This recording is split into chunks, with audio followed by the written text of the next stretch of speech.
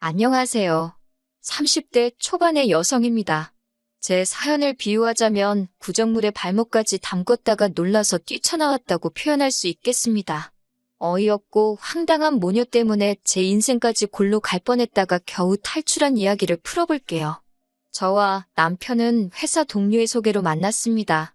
1년 정도 사귀고 나서 자연스럽게 결혼까지 골인한 경우입니다. 남편은 유흥을 좋아하지도 않고 그렇다고 여자를 밝히는 스타일도 아니에요.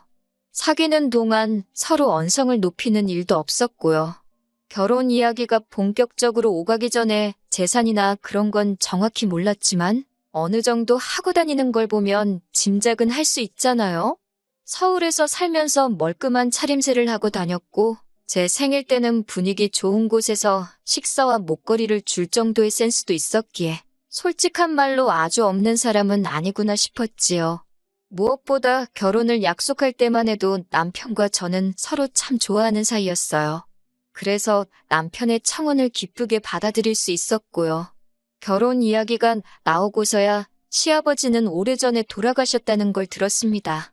지금은 시어머니와 남편, 그리고 6살짜리 애를 혼자 키우고 있는 나이 어린 신우와 함께 살고 있다더군요. 신우는 남편과 6살 차이였고 아이는 19살에 가졌다고 했습니다. 가출했다가 임신한 채로 돌아왔다며 애아빠가 누군지 본인도 모른다고 하여 찾을 수도 없었대요. 바른생활 사나이 같은 남편에게 이 정도의 대형 사고를 친 여동생이 있다는 점이 좀 충격이긴 했지만 제가 신우랑 결혼하는 것도 아니고 신우가 아이가 있다는 이유만으로 결혼을 엎어야겠다는 생각은 하지 않았습니다. 적어도 제 남편은 정상이었으니까요. 시아버지가 안 계시니까 양가 어머님만 모시고 식사 함께 하는 걸로 상견례를 대신하게 되었습니다. 저희 친정 부모님 나름의 배려셨어요.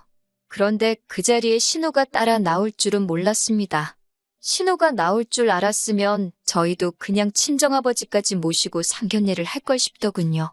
아무튼 상견례 자리에 나온 신우는 시어머니가 하셔야 하는 이야기까지 자기가 나서서 하고 있었습니다. 누가 보면 신우가 저를 며느리로 보는 줄 알 정도였어요. 집은 어떻게 할 거냐, 혼수랑 예단은 어떻게 할 거냐, 어찌나 꼬치꼬치 따지던지 어이가 다 없더군요. 결혼도 안 해본 한참 어린 신우가 너무 나대니 솔직히 꼴싸나웠습니다. 거기다 신우 애가 얼마나 정신사납게 돌아다니는지 행여 넘어지진 않을까 신경이 쓰여 죽겠더라고요. 그때 결국 저희 친정어머니께서 시어머니께 부모하고 당사자들끼리만 대화를 하는 게 좋겠다고 다시 자리를 잡자고 하시더군요. 그제서야 남편이 신우에게 그만 좀 나대라고 화를 냈습니다. 시어머니도 신우에게 밖에서 기다리던지 조용히 하던지 하라고 한 말씀 하셨고요. 그러자 신우는 자기가 틀린 말 한 것도 없는데라며 궁시렁거리더니 애를 데리고 휙 나가버리더군요. 그제서야 자리가 조용해지고 정신이 맑아지는 기분이었습니다. 또한 남편과 시어머니의 반응을 봤을 때 신우가 설치기는 해도 모든 일을 좌지우지하지는 못하는구나 싶어서 다행이다 싶었고요. 시어머니의 말씀에 의하면 돈이 여기저기 묶여 있어서 한 번에는 못 준다며 저희 쪽에서 먼저 1억을 해올 수 있냐고 물었습니다. 당신들은 5천의 자동차와 혼수를 해오겠다면서요. 언뜻 계산해봤을 때 혼수와 자동차만 해도 어차피 5천은 넘겠다 싶었고 그럼 거의 반반 결혼이 되겠다 싶었습니다. 그래서 그렇게 하는 쪽으로 이야기가 되었어요. 집은 최대한 양가에서 도와준 범위 내에서 준비하기로 했습니다. 저와 남편이 각자 모아둔 돈은 각자 알아서 관리하기로 했고요. 결혼식 비용은 손님들이 주실 축의금으로 대부분 충당이 가능할 것 같았고 부족한 부분 역시 반반 부담하기로 했습니다. 모든 것이 매끄럽고 원만하게 흘러가서 결혼 후 제 앞날도 순탄하기만 할 줄 알았습니다. 그런데 인생은 정말이지 예측 불가였어요. 신우는 계속해서 저희 결혼식장에서 자기 애를 화동으로 세우라고 고집을 피웠습니다. 하지만 상견례 때 정신사납게 뛰어다니는 걸 봐서인지 정말 내키지 않더라고요.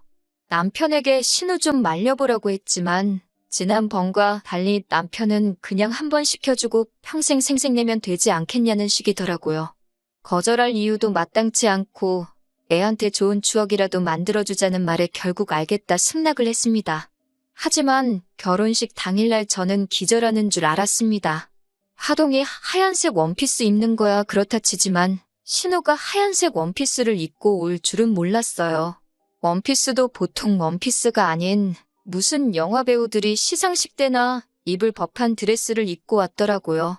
하객들도 웅성거리고 저도 너무 열받아서 신우에게 이게 지금 무슨 짓이냐고 따졌습니다. 그러자 신우가 한다는 말이 자기는 결혼식에 가본 적이 없어서 이런 걸 입으면 안 되는지 몰랐다는 거예요. 제가 그럼 인터넷이라도 찾아보던가 우리한테 물어라도 봤어야지 이게 뭐냐고, 오빠 결혼식에 그런 걸 입고 오는 사람이 어딨냐고 빨리 가서 갈아입으라고 화를 냈습니다. 그러자 시어머니는 저더러 윗사람 행세하는 거냐고 예쁘기만 한데 왜 그러냐고 저한테 뭐라고 하시더라고요. 그러자 저희 친정부모님도 시어머니에게 왜 저한테 뭐라고 하시는 거냐며 딸간수나 똑바로 하시라고 사부치셨어요. 서로 감정이 격해지다 보니까 하객들도 눈치를 챈 건지 웅성거리기 시작했습니다. 사실 이미 신우가 그딴 걸 입고 왔을 때부터 수군거리는 소리가 들려왔지만 애써 무시하고 있었는데 진짜 화가 머리끝까지 나서 표정 관리가 안 되더라고요. 남편은 일단 양쪽 다 좀만 참으라며 신우한테 결혼식 끝나는 대로 저에게 정식으로 사과하라고 했습니다. 저는 신우한테 도저히 안 되겠다고 그냥 애 데리고 집에 가라 했습니다. 그러자 신우는 눈을 치켜뜨고는 우리 오빠 결혼식인데 네가 뭔데 가라 마라 하냐고 난리더군요. 그래서 제가 남편에게 그냥 이 결혼식 하지 말자고 했습니다. 시어머니는 뭐 이런 경우가 다 있냐며 그러면 결혼식 비용은 저더러 다 내랍니다. 자기 하객들한테도 사과하고요. 아주 막무가내도 이런 막무가내가 없더군요. 친정아버지가 경우가 너무 없으신 거 아니냐 하니까 남편 없는 여자는 서러워서 살겠냐며 나오지도 않는 눈물을 쥐어짜더군요. 정말 이 결혼 엎어버려야겠다 생각하고 있는데 남편이 신우의 뺨을 때렸습니다. 너 때문에 이게 지금 무슨 꼴이냐고요. 그러자 신우가 벌개진 볼을 부여잡고는 엉엉 울더라고요. 남편은 조용히 식장 구석에서 식이라도 구경하고 가던지 아니면 당장 집에 가라고 화를 냈습니다. 시어머니는 아무리 그래도 그렇지 동생 뺨을 때리냐며 남편에게 신우가 가면 당신도 가시겠다고 하더군요. 그러자 남편이 그러신다면 어쩔 수 없다고 조심히 가시라며 등을 보였습니다. 이런 남편을 보고 있으니 저도 마음이 좀 누그러졌고 친정부모님의 화도 조금 진정이 되신 눈치였어요. 결국 남편 말대로 신우가 맨 끝자리에 앉고 사진 찍을 땐 빠지는 걸로 결정이 났습니다. 문제는 화동의 엄마인 신우가 맨 뒤에 있으니까 애가 앞으로 오질 않는 거예요. 한 걸음 걷고 지 엄마 쳐다보느라 뒤돌아보고 또 한 걸음 걷고 뒤돌고 아주 미치겠더군요. 거기다 신우는 일어나서 핸드폰으로 동영상을 찍고 있으니 모든 하객들 시선이 또 그쪽으로 향했어요. 그렇게 화동인 시조카가 저희한테까지 오는데 천년만년은 걸린 것 같습니다. 완벽하진 않아도 저 나름대로 꿈꾸던 결혼식이 있었는데 하나부터 열까지 마음에 드는 게 없어서 너무 속상했어요. 게다가 식을 마치고 사진을 찍으려니까 신우가 아무 일도 없었다는 듯이 시조카 손을 잡고는 앞으로 스물스물 나오더라고요. 그래서 제가 안 된다고 막으니까 저더러 빠지래요. 저 없이 자기들끼리 가족 사진을 찍겠다면서요. 친정어머니가 결혼식 사진에서 신부가 빠지는 게 말이 되냐며 정말 경우 없다고 살다 별꼴을 다 겪는다고 화를 내셨고 저는 열받아서 먼저 자리를 떴습니다. 나중에 사진 나온 거 보니까 기어이 저 없이 시어머니하고 남편 그리고 신우랑 시조카까지 넷이서 찍었더라고요. 더 열받는 건 결혼식을 마친 직후였습니다. 신혼여행을 하와이로 가기로 해서 공항에 가야 했습니다. 웨딩카는 남편이 자기 친구가 해주기로 했다며 걱정 말고 자기만 믿으라고 했거든요. 그런데 막상 결혼식 끝나고 공항에 가려고 차는 어디 있냐고 물으니 자기가 가지고 온다고 잠시만 기다리라는 거예요. 얼마 후 남편이 가지고 온 차는 벌써 누가 몇 년은 탄 것 같은 중형차였어요. 저는 당황스러워서 이게 뭐냐고 물었더니 시어머니가 너네 공항 간다며 우리도 공항 가야 되니까 같이 타고 가자 하시더군요. 불길한 예감이 들었지만 일단은 안 갈 수도 없는 노릇이니 차에 탔습니다. 그것도 시어머니가 당신 멀미하신다고 앞에 앉으셔서 저는 뒤에 신우랑 신우 조카랑 앉아 있었어요. 공항에는 왜 가시냐 하니까 집에 남자라곤 저희 남편 하나인데 이제 없을 거라 생각하니까 서운하기도 하고 무섭기도 해서 여행 가신답니다. 공항에 도착해서도 저희 곁에서 떨어질 생각을 안 하시길래 저는 어디로 가시냐고 물었습니다. 솔직히 같은 곳으로 간다고 하실까봐 무서워서 여쭤보질 못하고 있었어요. 하지만 왜 불안한 예감은 늘 맞아떨어지는 걸까요? 시어머니와 신우의 여행지는 저희의 신혼여행지와 일치했습니다. 저는 남편에게 잠깐 이야기 좀 하자고 한쪽으로 불러낸 뒤 혹시 알고 있었냐고 물었습니다. 그러자 남편은 저에게 진정하라며 가서는 완전히 따로 다닐 거니까 신경 안 써도 된다고 하더군요. 제가 그 말을 어떻게 믿냐고 그러니까 진짜라고 믿어달라고 자기도 시어머니나 신우하고 같이 여행 다니기 죽기보다 싫다며 자기만 믿으라더군요. 진짜 서러워서 눈물이 나고 열받아서 욕이 나오는 상황이라 가기 싫었습니다. 하지만 막상 안 간다고 말하려니 여러 가지 생각들이 머릿속을 스치더라고요. 결혼식 직전에 그 난리통을 피우고 주변 사람들한테 신혼여행을 왜 안 갔는지 어떻게 설명할 것이며 친정부모님은 무슨 낯으로 뵐 것이며 그럼 파혼을 해야 하는 건데 결혼식에 참석한 하객들은 저를 어떻게 생각할지 아무리 생각해도 답이 안 나오더라고요. 결국 저는 남편의 말을 마지막으로 믿어보기로 하고 같이 여행을 가게 되었습니다. 그리고 남편의 약속대로 시어머니와 신우의 숙소는 저희 숙소와는 조금 떨어진 곳에 위치해 있었습니다. 저는 비로소 안도의 한숨을 내쉬었고 근사한 곳에서 남편과 저녁을 먹으며 시간을 보냈습니다. 하지만 늦은 밤이 찾아오고 첫날 밤이라 분위기 좀 챙기려는데 남편 핸드폰이 미친 듯이 울리더라고요. 남편은 샤워 중이었기에 제가 전화를 받았더니 벌써 잘 준비를 하냐면서 여기 경치도 좋은데 맥주나 한잔 하러 가자고 신우가 그러더라고요. 그래서 어른들이 맥주를 마시러 가면 시조카는 어쩌냐고 물었습니다. 그러자 시조카는 한번 잠들면 누가 업어가도 모른다고 괜찮다는 거예요. 제가 제정신이냐고 애를 혼자 호텔에 두고 술 먹을 생각을 하냐고 한 소리 했습니다. 그러자 신우가 그렇게 걱정되면 남편이랑 같이 자기 숙소에 와서 저는 시조카를 보랍니다. 자기랑 시어머니는 제 남편이랑 나가서 맥주라도 한잔 해야겠다고요. 제정신인가 싶어서 아가씨는 피곤하지도 않냐고 잠이나 자라고 하고 전화를 끊어버렸습니다. 씻고 나온 남편에게 신우가 전화했었다고 진짜 미친 거 아니냐 그러니까 맨날 집에서 애만 키우다가 밖에 나와서 애가 정신을 못 차리나 보다고 미안하다고 했습니다. 그러면서 오늘 하루 저더러 마음고생 많이 했다고 미안하다고 또 사과를 하더라고요. 남편이 사과를 한다고 해서 망쳐버린 하루를 돌이킬 수 있는 건 아니었지만 그래도 조금 위로가 되기는 하더군요. 이튿날이었습니다. 느지막이 일어나 호텔 수영장에서 좀 놀다가 점심을 먹으러 가는데 신우에게 또 전화가 오더라고요. 그러더니 밥을 먹으러 가고 싶은데 말이 안 통해서 그런다며 저희더러 같이 가자는 거예요.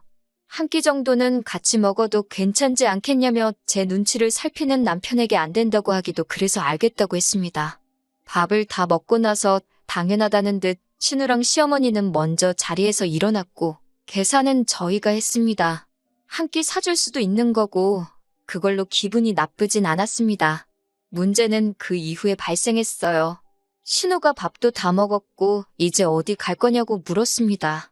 계획대로라면 저와 남편은 하와이 특산품도 사고 쇼핑도 하려고 했는데 왠지 사실대로 말하면 신우랑 시어머니가 따라올 것 같았습니다. 그래서 제가 어머님이랑 아가씨는 저희 신경 쓰지 마시고 즐거운 시간 보내시라 했어요. 그런데 남편이 눈치 없이 우리는 쇼핑 갈 건데 같이 가겠냐고 묻더군요. 제가 남편을 쳐다보니까 쇼핑몰이 얼마나 큰 줄 아냐면서 그 안에서 따로 다니면 된다는 거예요. 울며 겨자 먹기로 쇼핑몰도 같이 갔습니다. 솔직히 이때부터는 저도 한국 가서 단판을 지어야겠다는 마음이어서 표정 관리가 전혀 되지 않았습니다. 그러다 명품 매장에 가게 되었어요.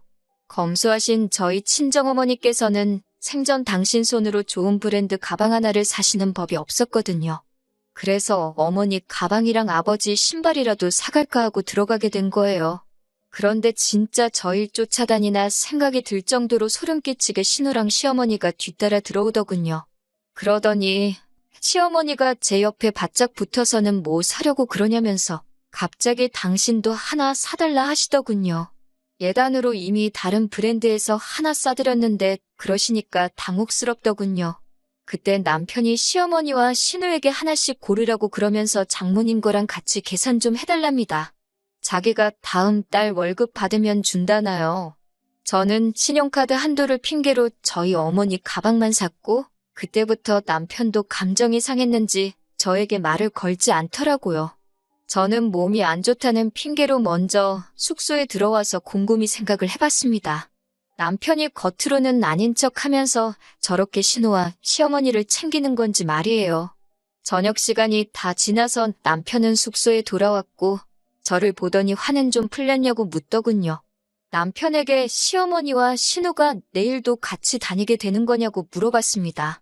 한번 그냥 떠본 거였는데 남편은 아차 싶다는 표정을 짓고 있더군요.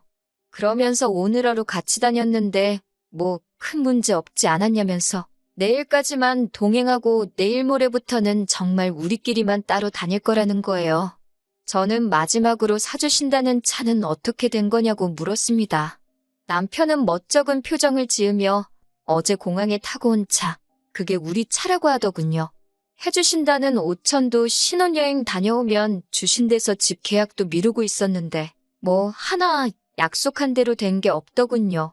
저는 남편에게 그냥 이쯤에서 헤어지자고 했습니다. 결혼 잘못한 것 같다고요. 결혼식장에서 신우가 한 진상짓부터 여기까지 따라와 신혼여행을 망쳐버린 당신 식구들하고 평생 부대끼며 살 자신이 없다 했습니다. 남편은 정말 딱 내일까지만 같이 다닐 계획이었다면서 시어머니도 신우도 남편도 없이 불쌍하게 살았기에 자기가 거절을 못해다며 조금만 이해해주면 안 되냐고 그러더군요. 같은 여자로서 생각을 해보라는 둥, 역지사지도 모르냐는 둥 말이지요. 저는 열심히 떠들고 사과해야 되는 남편을 뒤로하고 저 혼자 다른 호텔을 잡았습니다. 그리고는 귀국날까지 남편 연락을 받지 않았어요. 분이 풀리지가 않아서 어떻게 골탕을 먹일까 하다가 호텔은 남편이, 비행기 표는 제가 결제했다는 사실이 기억났습니다. 저는 제 티켓 날짜는 하루 당겨놓고 남편 티켓은 취소해버렸습니다. 한국에 돌아오자마자 핸드폰 번호를 바꾼 뒤 친정어머니 핸드폰으로 남편에게 전화를 걸어봤습니다. 전화를 받은 남편은 전화 건 사람이 저라는 걸 알고는 악을 쓰더군요.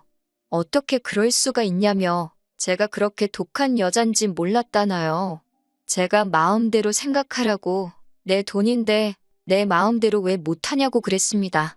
그리고는 니네 가족이 내 결혼식 망치고 내 얼굴에 똥칠한 거에 비하면 아무것도 아니지 않냐고요.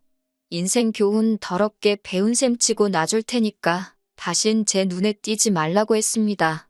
그날 밤 남편이 친정으로 절 보러 왔더군요. 친정아버지가 저 대신 나가시더니 멱살을 잡아 끌고 집 안으로 데리고 오셨습니다.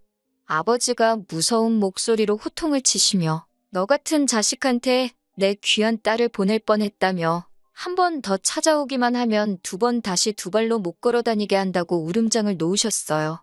그렇게 남편과 저는 지저분한 듯 깔끔하게 헤어졌고 주변 사람들한테도 신우와 시어머니의 진상짓 때문에 없던 일로 하기로 했다 설명했어요. 사실 설명할 필요도 없었습니다. 다들 결혼식장에서 생중계로 무슨 일이 있었는지 봤으니까요. 결론적으로 저는 지금 혼자입니다. 진짜 남자 만나서 망하는 여자는 있어도 혼자라서 망하는 여자는 없다더니 그 말이 딱인 것 같습니다. 다음에 누군가를 다시 만나게 되면 그때는 가족들부터 만나볼 작정이에요. 저의 배우자를 가족으로부터 뺏고 싶은 마음은 없거든요.